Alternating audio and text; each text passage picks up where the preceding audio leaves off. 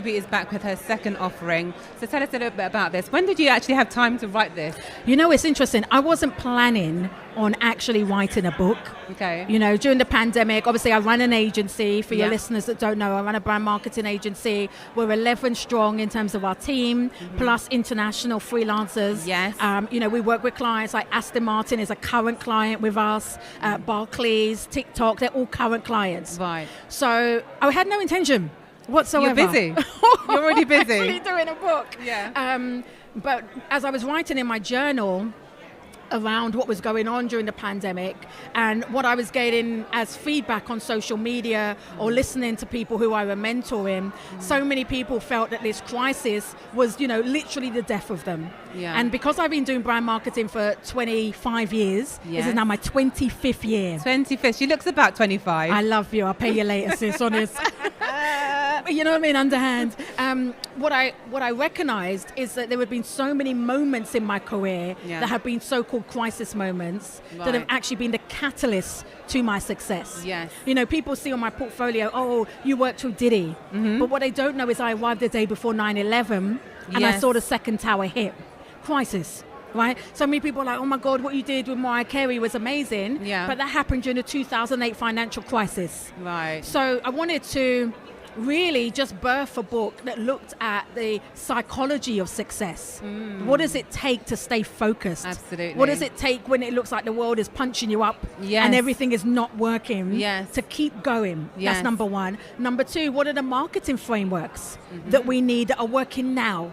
Not what we did 10 years ago because they're dead. Yes, because it makes a fantastic story, as you said, and you've been able to coin your brand new book about crisis, about pain, so can you tell us a little bit about the book? Or I know we need to buy the book. Yeah, absolutely. Please do buy the book. Goodbye.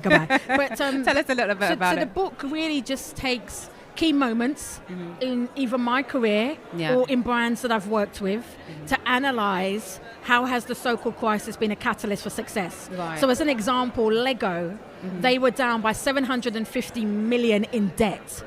And they had a new CEO that came on. And because they consolidated what they were doing, they didn't diversify. They went from 9,000 Lego products to less than 7,000 Lego products. Wow. Because they diversified their distribution, but consolidated their product offering, they were able to get back into the profits. Right.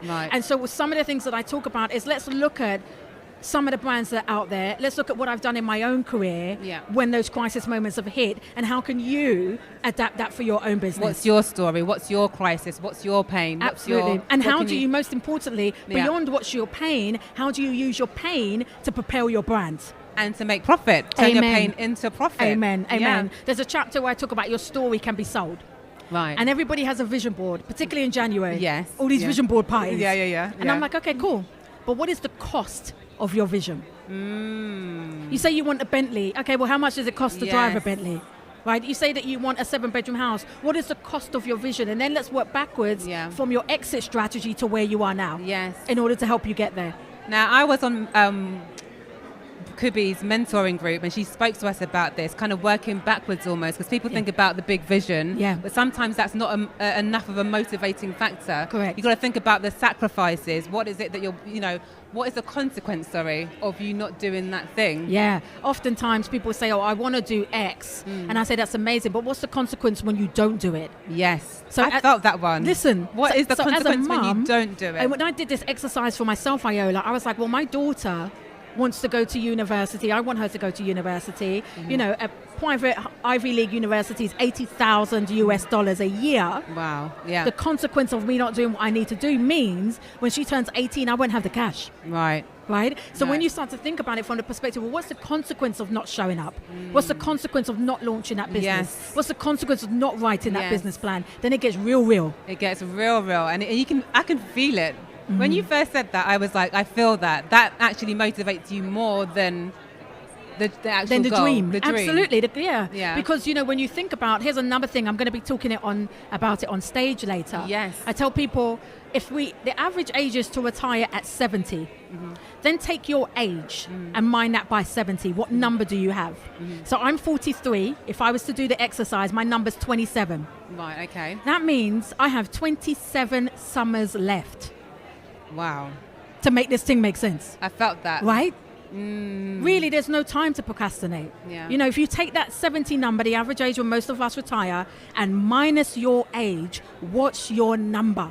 What's your number? And that's the number summers you got. Yes. So what are you waiting for? What are you waiting for? What are any of us waiting for?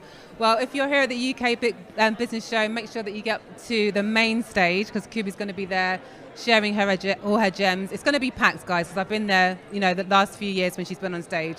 It's always rammed, so make sure you get there early. What time are you on, Kubi? I'm on at 3:25 today. 3:25, okay. And what else before you leave us? I know we've got the book. Have you got any programs coming up that you're doing? Absolutely. So we've got 2 programs coming up. One of them is all around personal branding.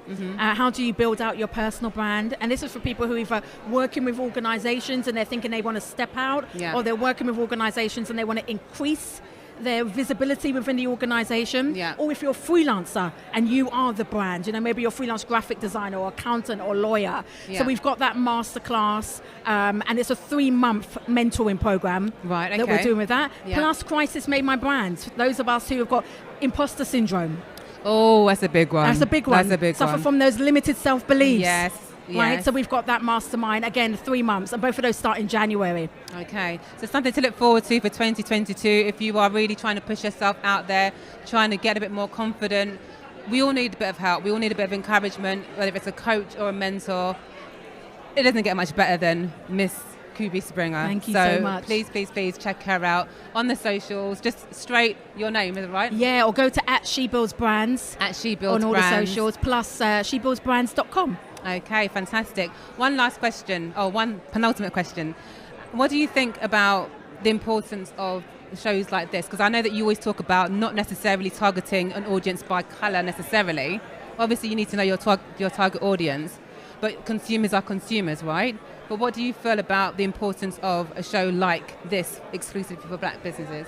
Well, I think, first of all, if your product is designed for black people, then you've got to target them, right? So that's important. I think from what we've all learned with the pandemic is relationships are everything. So your relationship marketing strategy needs to be on point. And that's what things like this do. You know, the amount of people that I have bumped into, yourself included, it's important to keep those relationships intact. You never know who's going to open the next door for you. You never know who's inside of an organization that can be speaking about you and recommending you. So I think, you know, people underestimate the power of relationship marketing. They underestimate the power of networking. And some people don't even like doing it. So I think these shows are good for that. I think these shows are also good in terms of the exhibitors as product testing. Being able to see what's the feedback when people are touching and feeling your product. But I would say make sure you grab the data. I've seen so many people that have got great products today, but they haven't got a mechanism to grab that data. They haven't got any samples for you to taste and test and take it away. So these are really good for product testing if you're doing it effectively. And then finally, pure sales. Pure sales, because she's not messing about with the sales. We need to make money. That's what business is about. So. Yeah, absolutely. So, you know, if you're exhibiting at any event, whether it's UKBB or any other event, you know, have that sales target. Be really clear with your team, like how much money we bagging today. Right. And then touch base with each other throughout the day. How close are we to the target? Yeah.